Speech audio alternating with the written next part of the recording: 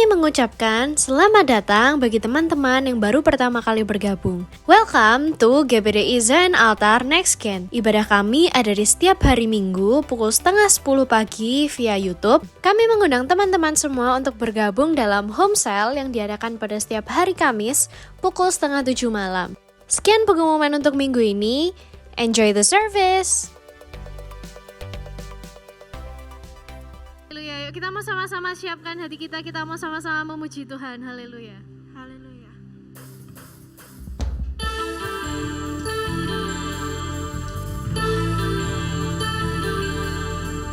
Kau mulia, bercahaya, Roh-Mu di dalamku, dahsyat dan perkasa, ku bersinar bagai bintang-bintang, memuliakan nama-Mu Tuhan. Karya salib-Mu mengubahkan anugerah yang tiada terbatas. Surga bumi menyaksikan kedaulatan-Mu Tuhan, luar biasa. Semesta memuja,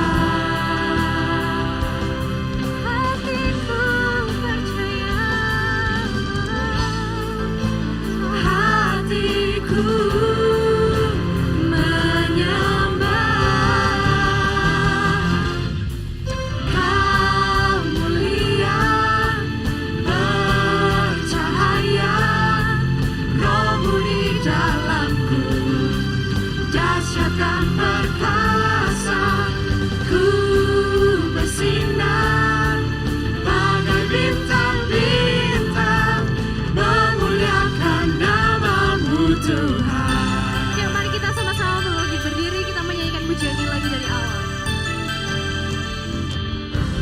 salib-Mu mengubahkan anugerah yang tiada terbatas. Surga bumi menyaksikan kedaulatan-Mu Tuhan, luar biasa.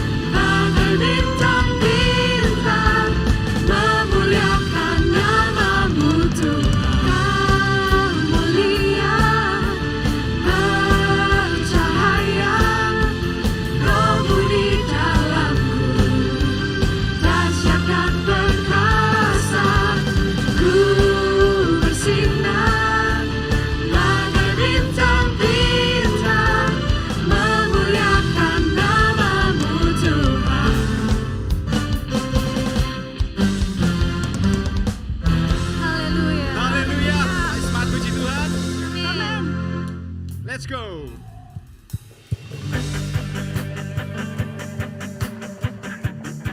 Hallelujah. Nothing is impossible for him. Amen. Amen. To you, I can do anything. I can do all things. 'Cause it's you who gives me strength. Nothing is impossible. To you, thine eyes are open. Strongholds are broken. I am living by faith. Say that. Nothing is impossible.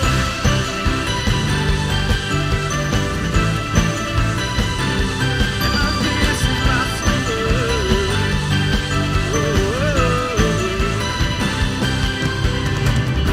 I'm not gonna live by what I see. I'm not gonna live by what I feel. Deep down I know that you're here with me. I know that you can do anything. To you, I can do anything. I can do all things. 'Cause it's you who gives me strength. Nothing is impossible. To you, thine eyes are open. Strongholds are broken. I am living by faith. Nothing is impossible. Hallelujah.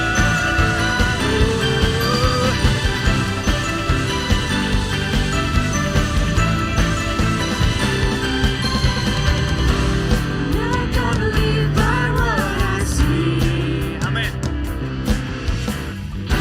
I'm not gonna live by what I feel. Deep down I know that you're here with me.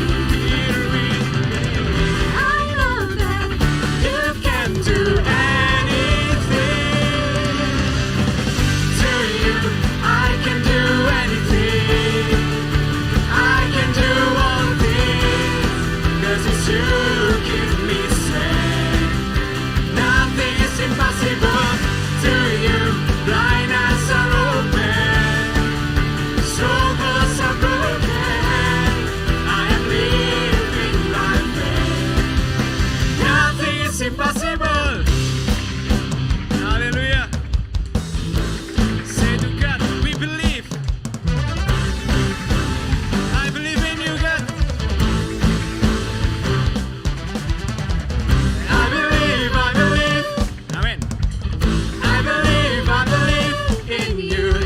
I believe. I believe. One more time. I believe. I believe in you. I believe. I believe in you. Through you, I can do anything. I can do all things. 'Cause it's you who gives me strength. Nothing is impossible. To you, thine eyes are open. Strongholds are broken. I am living by faith. Nothing is impossible. I believe. I believe. I believe.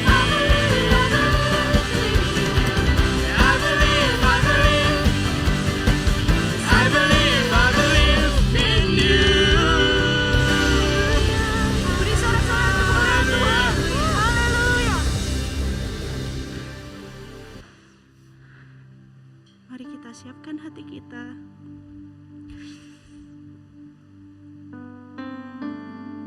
Pada pagi hari ini, lagu yang kita nyanyikan ini sebuah lagu yang menggambarkan situasi kita, di mana kita pasti panik,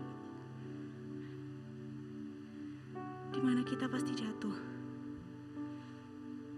Tetapi ada Tuhan yang membuat kita tenang ketika kita tidak bisa bilang ke orang, mengatakan apa yang kita rasa.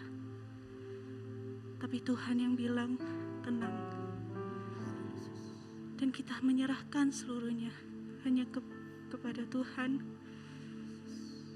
Karena kita hanya milik Tuhan seorang. Haleluya Yesus. Haleluya.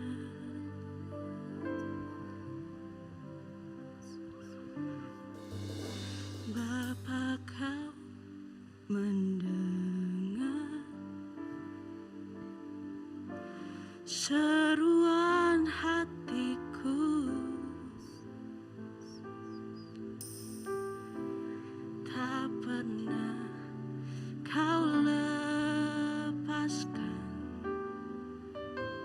dari kasih-Mu.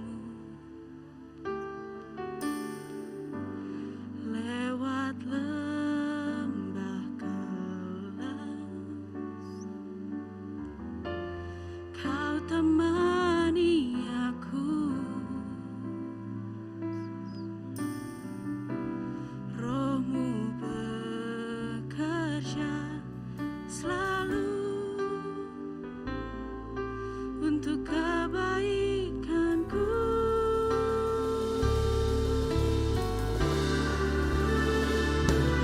Mengalir kuasa dari tempat maha tinggi, Bapa kekal mulia, Kau hadir di sini, memulihkan hati, menyembuhkan yang terluka. Ku kan tenang bersama-Mu, Bapa.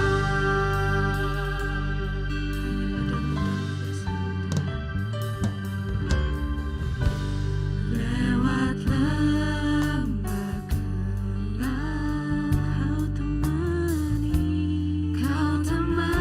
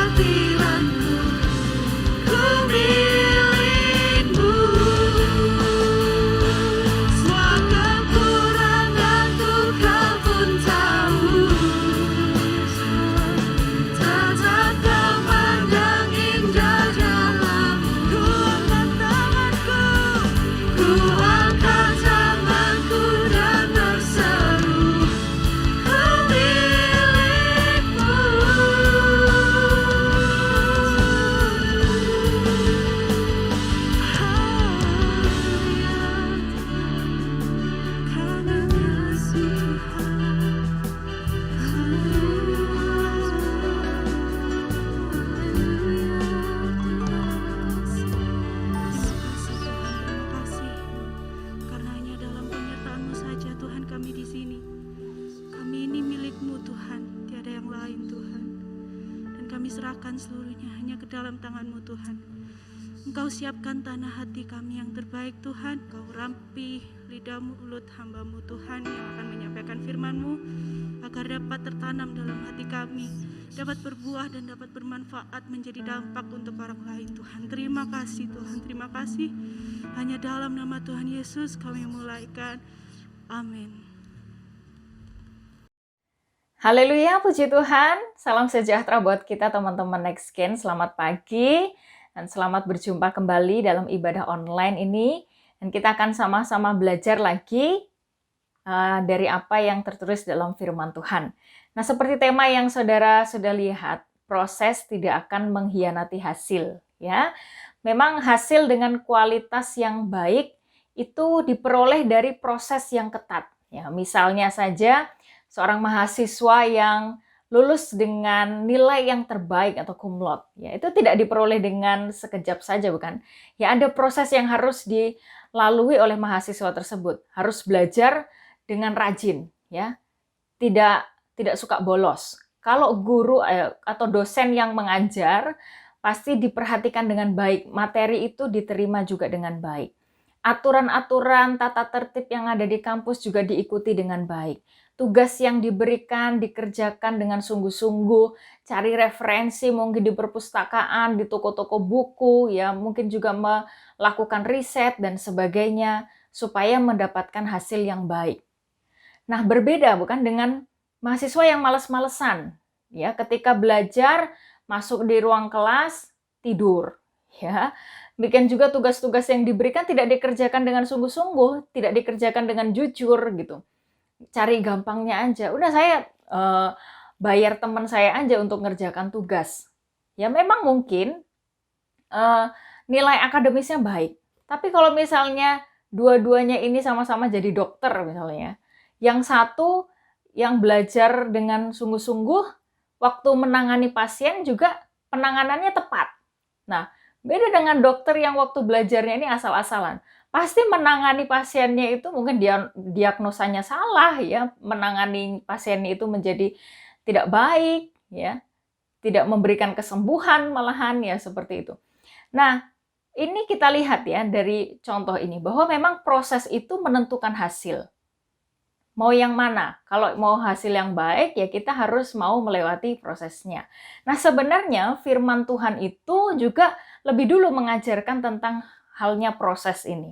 Nah, kalau kita perhatikan, ada seorang nabi, ya Nabi Yeremia, itu seringkali dibawa oleh Tuhan untuk melihat hal-hal yang terjadi di sekelilingnya. Ya, contoh-contoh nyata yang terjadi di setiap hari untuk menunjukkan kepada dia bagaimana Allah itu bekerja.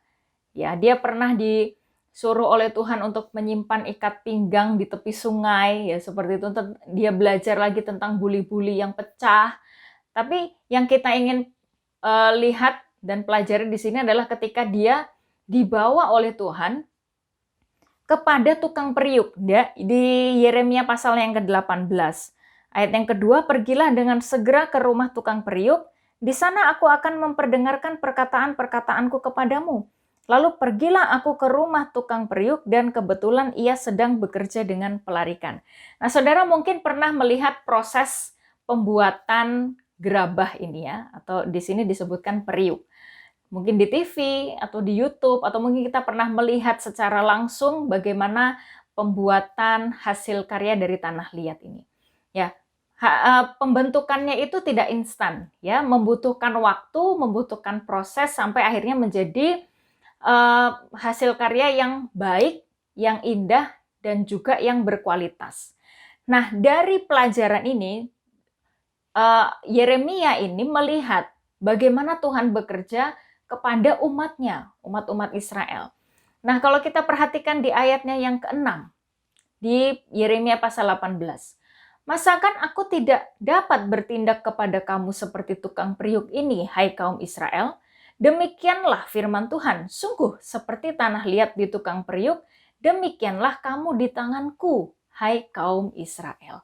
Jadi Tuhan katakan kepada umat Israel melalui Nabi Yeremia, ya, bahwa seperti halnya tukang periuk atau sering kita dengar itu sebagai penjunan yang sedang membentuk karyanya atau periuk, yaitu seperti hal itu juga Tuhan kepada umatnya.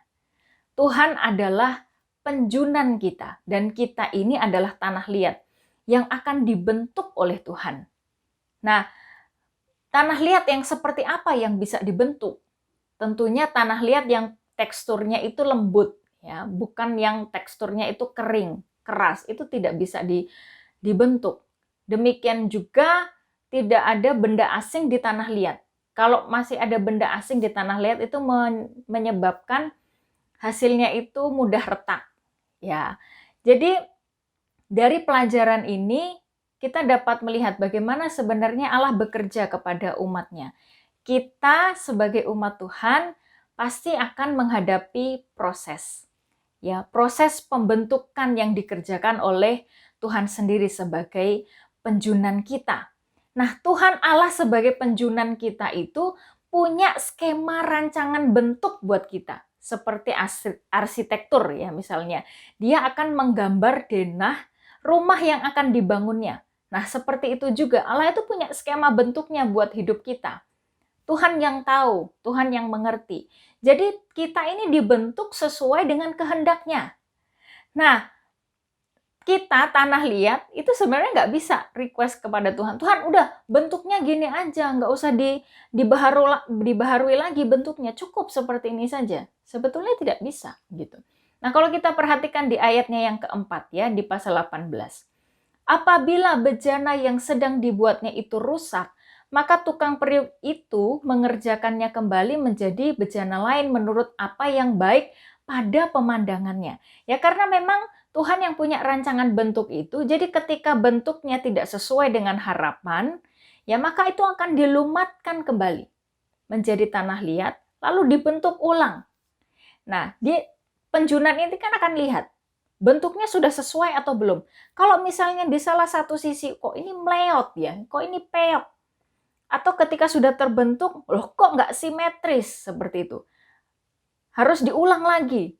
Atau ketika sementara sedang dibentuk terasa ada benda asing di dalam tanah liat, harus dikeluarkan. Ya memang ada prosesnya sampai bentuknya itu sempurna seperti apa yang dikehendaki oleh penjunan.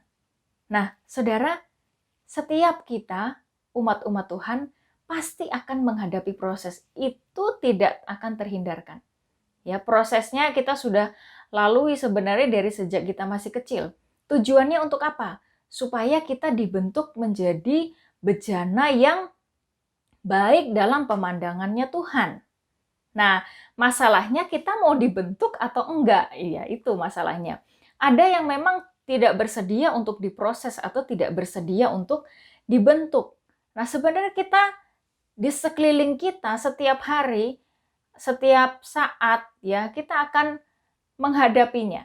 Ya, kita akan menghadapi proses itu. Kalau kita lihat di Amsal pasal 27 ayat yang ke-17, yaitu besi menajamkan besi, manusia menajamkan manusia. Ya.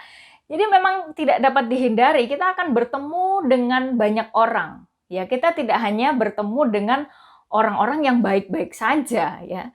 Tapi ada kalanya juga kita akan bertemu dengan orang-orang yang tidak baik, sifatnya mungkin tidak baik. Kita mungkin bertemu dengan teman yang kamuflase atau manipulatif gitu. Sepertinya di depan kita baik, tapi sebenarnya di belakang itu merencanakan hal yang tidak baik.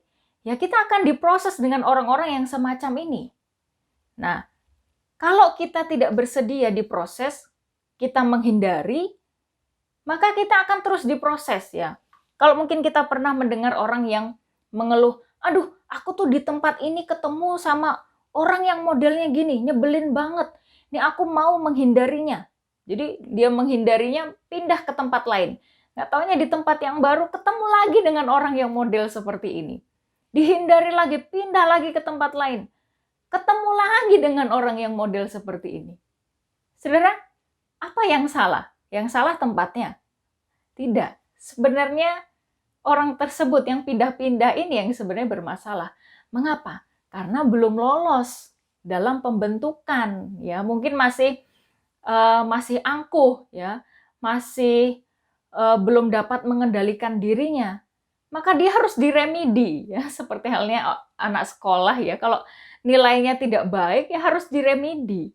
Sebenarnya sama juga, kita ini seringkali mendapatkan remedi. Kenapa? Karena dalam proses awal itu kita nggak selesai. Akhirnya ketemu lagi dengan masalah yang sama. Karena mungkin ada bagian di dalam karakter kita yang belum terbentuk dengan baik, karena kita menghindarinya, seperti itu. Dan mungkin juga orang yang tidak baik yang kita temui itu sebenarnya dia juga sedang diproses melalui kita. Karena memang besi menajamkan besi, manusia menajamkan manusia. Nah, orang-orang di sekeliling kita itu dapat memproses kita juga, ya kan? Lalu di Yakobus pasal 1, ayatnya yang kedua dan ayatnya yang ketiga, bahwa pencobaan itu juga memproses kehidupan kita, ya, untuk supaya kita menjadi orang-orang yang tekun. Di Yakobus pasal 1, ayatnya yang kedua, saudara-saudaraku, anggaplah sebagai suatu kebahagiaan apabila kamu jatuh ke dalam berbagai-bagai pencobaan. Sebab kamu tahu bahwa ujian terhadap imanmu itu menghasilkan ketekunan. Ya, kalau dalam bahasa aslinya itu ketekunan ini sebagai satu ketahanan, ya, atau ketabahan. Kalau godaan-godaan yang datang kepada kita itu kita bisa lalui dengan baik, kita diuji, ya, sampai pada akhirnya kita punya ketekunan, punya ketahanan. Nah, ada banyak hal yang akan terjadi dalam hidup kita untuk membentuk kita, ya, supaya kita mempunyai karakter rohani yang baik. Begitu, ya. Nah, kalau kita lihat sebenarnya di Alkitab itu ada contohnya. Saya sudah sampaikan contoh tentang Yusuf itu di morning worship. Saudara bisa cari itu di minggu lalu, ya, tentang morning worship yang saya sampaikan tentang halnya proses ini. Yusuf, ya. Yusuf itu menikmati prosesnya dan hasilnya dia menjadi orang yang hebat. Yaitu pemimpin yang punya strategi yang baik tapi juga punya karakter yang baik juga, ya, karakter rohani yang baik. Lalu kita akan belajar pada pagi hari ini tentang Ayub. Ya, saudara, apa yang muncul di pikiran saudara tentang Ayub? Ya, pasti yang pertama muncul ada dia orang yang hebat, ya kan? Orang yang imannya kuat gitu. Menghadapi masalah yang begitu berat tapi dia menang begitu, ya. Kisahnya Ayub ini tidak hanya tertulis di pasal 1 dan pasal 2 kitab Ayub saja, tidak. Tapi sebenarnya di seluruh pasal itu, dari pasal 1 sampai pasal terakhir di kitab Ayub, itulah kisahnya Ayub. Memang Ayub itu adalah orang yang hebat. Dan ini pengakuan Tuhan sendiri loh. Tuhan sendiri yang ngomong kepada iblis, kamu sudah ketemu belum nih sama hambaku Ayub? Orang yang saleh, orang yang jujur. Saudara bisa cek itu di Ayub pasalnya yang pertama. Ya, bahkan 2 kali Tuhan mengakui itu di hadapan iblis. Memang Ayub ini adalah orang yang top, ya. Orang yang seperti memang Tuhan katakan itu, bahwa dia adalah orang yang saleh dan orang yang jujur. Orang yang sudah hebat loh. Bahkan ketika kejadian yang menimpa kepada dirinya, ya, masalah yang, ya, kita sepakat, ya, itu masalah yang tidak biasa dialami oleh orang. Ya, ketika semuanya habis dalam satu hari. Ya, ini kalau kisahnya Ayub ini kalau disinetronkan pasti dapat judul yang lebay, gitu ya. Karena memang dramatis ini kisahnya Ayub ini. Dalam satu hari dia kehilangan ladangnya, ternaknya, anak-anaknya semua mati. Ya, kalau saudara baca lagi, ketika pegawainya itu lapor kepada dia, Tuan, ladangmu habis. Ini belum selesai ngomong, pegawainya yang satu udah datang lagi. Tuan, ternakmu semua habis. Belum selesai ngomong nih, pegawai yang satu sudah datang lagi. Laporan, anak-anakmu semua mati. Siapa yang bisa menghadapinya? Ya, tapi Ayub itu betul-betul dia tabah, ya. Waktu itu dia berkata, Tuhan yang memberi, Tuhan yang mengambil, terpujilah nama Tuhan. Setelah itu dia harus menghadapi bahwa tubuhnya sakit. Ya. Tidak biasa hal-hal yang tidak biasa dialami oleh manusia pada umumnya. Tapi dia dapat melewati itu di pasal 1, di pasal 1 dan pasal 2 ya. Dikatakan Ayub tidak berdosa dengan mulutnya menentang Tuhan. Tidak. Tapi kita perhatikan lagi di pasal 3 sampai pasal yang 39. Sebenarnya dia menghadapi proses demi proses. Prosesnya datang dari siapa?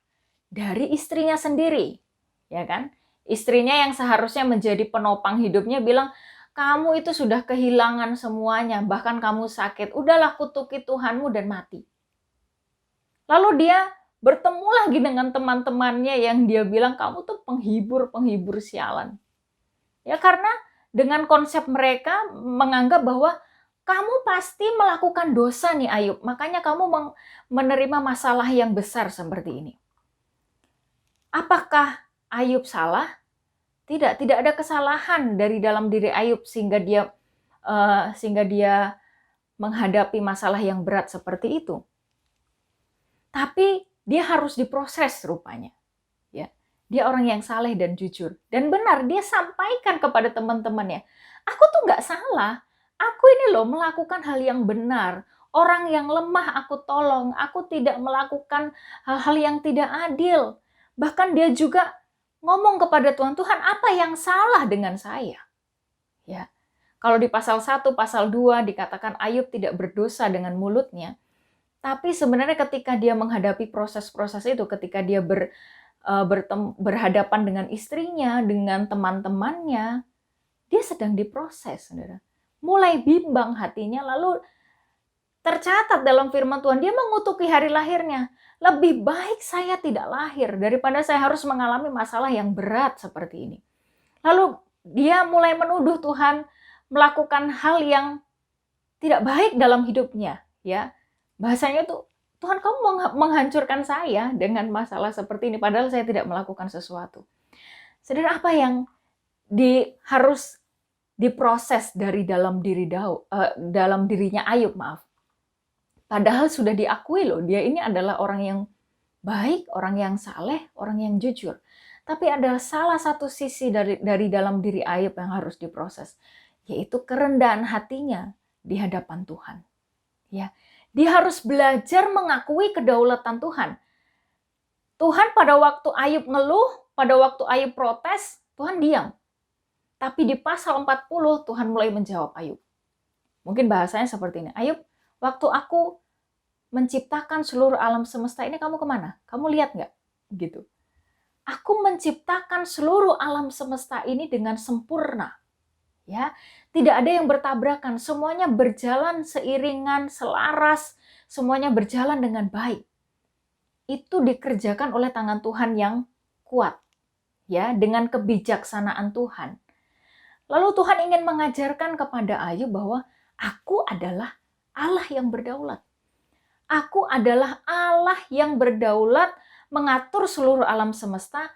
Aku juga berdaulat dalam mengatur hidup manusia. Jadi memang kita harus mengakui kedaulatan Tuhan. Tuhan berdaulat artinya apa yang dia lakukan itu ya sesuai dengan kehendaknya.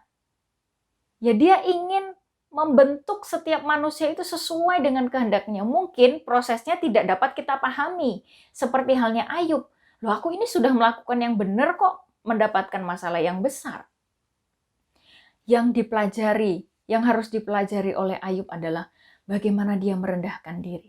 Ya kalau kita pernah dengar lagu Suka-sukamu Tuhan. Nah, saudara harus melihat dalam sisi yang ini. Kalau kita sudah bilang suka-sukamu Tuhan, ya jadi jangan protes saudara. Kalau suka nyanyi lagu itu ya.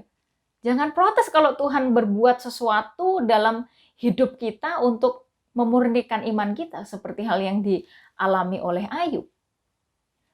Ayub harus belajar bagaimana dia merendahkan diri. Tuhan sebenarnya aku ini bukan apa-apa. Pada akhirnya dia harus mengakui di hadapan Tuhan. Tuhan saya bukan apa-apa. Saya tidak berhak untuk protes kepada Tuhan tentang apa yang Tuhan sudah lakukan dalam hidup saya. Dan pada akhirnya dia muncul sebagai orang yang teruji, ya. Bahkan dia katakan, kalau misalnya Tuhan menguji aku akan timbul seperti emas. Menguji atau memproses emas itu kan nggak gampang, ya. Itu harus dibakar sampai akhirnya dia murni. Saudara, kurang apa Ayub ini? Ya, bahkan dari pengakuan Allah itu dia adalah orang yang saleh dan jujur. Tapi ada satu bagian yang harus diproses dari dalam dirinya. Apalagi kita, saudara. Ada yang bisa berkata, aku lebih hebat dong dari Ayub. Ya, tidak ada yang bisa mengatakan hal itu. Saya pun tidak berani gitu. Karena memang yang dialami oleh Ayub itu tidak biasa dialami oleh banyak orang. Tapi dia harus diproses. Dia harus ketemu dengan orang-orang yang memproses dia. Istrinya sendiri, teman-temannya sendiri. Bahkan dia harus belajar untuk merendahkan dirinya di hadapan Tuhan. Ya, untuk mengakui kedaulatan Tuhan. Mempercayai Tuhan sepenuhnya sebagai Allah yang memegang kendali atas hidup kita. Kalau kita dalam hal ini mau diproses, kita tidak akan protes kepada Tuhan. Tuhan, apa ini yang sedang terjadi dalam hidupku? Padahal kan aku nggak buat apa-apa. Ya, aku tidak bersalah. Mengapa hal ini harus terjadi padaku? Tuhan yang punya skema bentuk rancangan dalam hidup kita. Mungkin ada dalam diri kita keangkuhan, kesombongan, atau mungkin kita belum dapat mengendalikan diri, ya, untuk menahan kedagingan kita yang harus diproses, saudara. Jadi memang kita harus merelakan diri kita untuk dibentuk oleh Tuhan. Kalau kita mau diproses, maka kita akan terus di-upgrade oleh Tuhan. Ya, seperti Android kita atau iPhone kita itu kan akan di-upgrade terus kan. Nah, kalau kita mau menghadapi prosesnya, maka kita akan di-upgrade oleh Tuhan. Menjadi lebih baik lagi. Menjadi lebih baik lagi. Tapi kalau misalnya kita tidak bersedia untuk menghadapi proses pembentukan itu, ya kita akan jadi produk yang setengah jadi gitu. Kalau saudara pergi ke tempat penjual yang menjual hasil karya seperti halnya gerabah gitu ya, atau ambil aja lah contoh gampangnya kalau kita mau beli kendi gitu ya misalnya. Siapa yang nggak tahu kendi ya? Pasti semua tahu kendi ya. Kendi itu kan bentuknya ya tidak hanya seperti kuali ya, tapi bentuknya itu lebih detail gitu. Misalnya tinggal dua nih, yang satu itu bentuknya bagus, bentuknya simetris gitu ya, bentuknya rapih begitu. Tapi yang satu ini bentuknya sudah nggak karuan, ada yang penyok ya, atau nggak simetris, atau yang pancuran airnya itu bengkong misalnya, atau dia sudah terlihat retak begitu. Pasti kita akan memilih yang bentuknya baik, bukan? Kalau yang ini bentuknya ini tidak baik, tentu kita tidak akan ambil itu. Mengapa? Mesti dalam pikiran kita, oh ini bentuknya lebih baik dan juga fungsinya pasti akan maksimal. Kalau untuk menyimpan air, fungsinya pasti lebih maksimal, bentuknya yang sempurna gitu. Kalau yang bentuknya retak-retak tadi, ya mungkin nggak lama dia pasti akan retak dan pecah seperti itu. Nah, sebenarnya hal yang sama dalam hidup kita. Kalau kita mau dibentuk sampai bentuknya itu sesuai dengan keinginan hati Tuhan, pasti itu menyenangkan hati Tuhan, bukan? Dan fungsi kita sebagai bejana yang dibentuk oleh Tuhan itu pasti akan maksimal. Tapi kalau bentuknya itu tidak maksimal, bentuknya tidak sempurna, fungsinya juga pasti tidak akan maksimal. Seperti kendi yang bentuknya tidak baik ini untuk menyimpan air. Nah, saudara, kalau kita bersedia diproses, dibentuk oleh Tuhan, sampai hasilnya baik, fungsi kita juga pasti akan maksimal. Entah fungsi kita di rumah kita masing-masing, di keluarga kita masing-masing, di lingkungan kita, di tempat kerja, atau mungkin di pelayanan, fungsi kita pasti akan baik, maksimal, gitu ya. Berbeda dengan yang tidak bersedia diproses, fungsinya tidak maksimal, atau bahkan tidak berfungsi dengan baik, atau malah menimbulkan masalah yang baru di tempat itu, gitu ya. Jadi kita belajar tentang halnya proses ini, saudara. Memang tidaklah mudah menghadapinya, ya. Kita harus akui itu tidak mudah. Ya, seringkali kita harus merasakan sakit yang namanya dibentuk, dikikis, diratakan, ya, harus dihancurkan kembali. Tapi Tuhan yang punya bentuk skema rancangan dalam hidup kita itu tahu yang terbaik. Mana yang masih penyok nih, harus saya ratakan lagi. Mana yang belum simetris, saya harus ratakan lagi sampai bentuknya sempurna. Untuk bisa dibentuk, kita perlu kelemah lembutan, ya. Bukannya lembek, lemak, klemek gitu, bukan. Ya, tapi kelemah lembutan itu bukankah itu salah satu karakter dari buah roh yang memampukan kita untuk mudah dibentuk. Kita punya Roh Kudus, haleluya, yang akan menolong kita, memberikan kemampuan kepada kita. Kalau kita masih mementingkan keinginan kita, keegoan kita, kita tidak akan pernah dapat dibentuk, saudara. Tapi biarlah kita menyerahkan hidup kita ke dalam tangan Tuhan. Seperti lagu yang mungkin sering kita sudah tidak kita nyanyikan lagi ya. Bagaikan bejana siap dibentuk, demikian hidupku di tanganmu. Seperti itulah kehidupan kita. Kita mau jadi perabot yang mulia atau perabot yang biasa-biasa aja, atau bahkan perabot yang tidak dapat berfungsi. Pilihan ada di tangan kita, mau diproses atau tidak. Tapi biarlah kita menjadi bejana-bejana yang indah pada pemandangan Tuhan. Haleluya. Biarlah kita minta pertolongan Roh Kudus. Ya, kita tidak mampu. Saya dan saudara akan menghadapi proses. Prosesnya tergantung bagaimana respon kita. Ya. Tapi biarlah kita minta kepada Tuhan supaya Tuhan menolong kita supaya kita mampu ya untuk menghadapi semuanya itu. Sehingga hidup kita benar-benar dapat mempermuliakan nama Tuhan. Haleluya, puji Tuhan. Kita sama-sama datang kepada Tuhan untuk kita berdoa, mengucap syukur kepada Tuhan untuk firman Tuhan yang kita dengar pagi hari ini. Haleluya, haleluya. Bapa di dalam sorga, kami mengucap syukur kepadamu Tuhan. Pagi hari ini untuk persekutuan kami, meskipun secara online, tapi kami percaya Tuhan hadir di tengah-tengah kami dan Tuhan sudah berbicara kepada kami semua. Roh Kudus, mampukanlah kami ya Tuhan. Dengan kekuatan kami sendiri kami tidak mampu melakukan firman-Mu. Tapi biarlah kiranya Roh-Mu Tuhan mengerjakan Tuhan Yesus hal-hal yang ajaib dalam hidup kami. Memampukan kami untuk melakukan firman Allah. Sehingga di dalam kehidupan kami nama Tuhan dipermuliakan dan ditinggikan senantiasa. Terpujilah namamu ya Tuhan, memberkati setiap anak-anak Next Gen yang sudah mengikuti ibadah online ini. Diberkatilah Tuhan Yesus dengan kekuatan dari Tuhan, dengan kesehatan Tuhan Yesus, dengan sukacita yang terus dilimpahkan atas kehidupan mereka. Mampukan mereka untuk menghadapi segala sesuatu proses-proses yang dihadapi. Biarlah kami boleh tampil menjadi orang-orang yang menyenangkan hati Tuhan. Demikian juga Tuhan Yesus, para pelayan-Mu, anak-anak Next Gen yang mengambil bagian Tuhan Yesus untuk dapat ditayangkan ibadah online ini, Tuhan juga memberkati mereka semua. Terpujilah namamu Tuhan Yesus. Kami mengucap syukur untuk persekutuan kami pada pagi hari ini. Kiranya Tuhan yang akan menolong kami semua. Terpujilah namamu. Kami naikkan doa ucapan syukur kami, mengakhiri seluruh rangkaian ibadah kami pada saat ini. Di dalam nama Tuhan Yesus Kristus kami berdoa. Haleluya. Amin. Haleluya, puji Tuhan.